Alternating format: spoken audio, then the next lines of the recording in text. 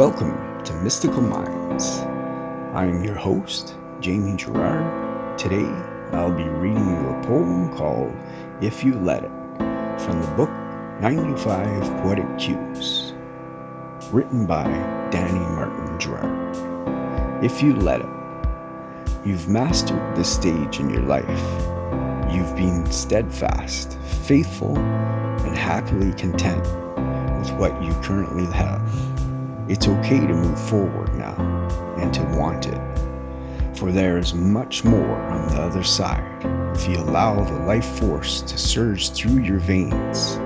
Inevitably, if you let it, God will lead you to your every desire. Thank you so much, Danny G. That was powerful. I love this poem. It's so true. It's okay to want more and to follow that. And just allow it to unfold in front of you. Don't force anything. Just follow love. I believe that's what you're sent here for. Whatever that you dig deep down inside and that you truly love to do and are doing, that's what you're here for, I believe.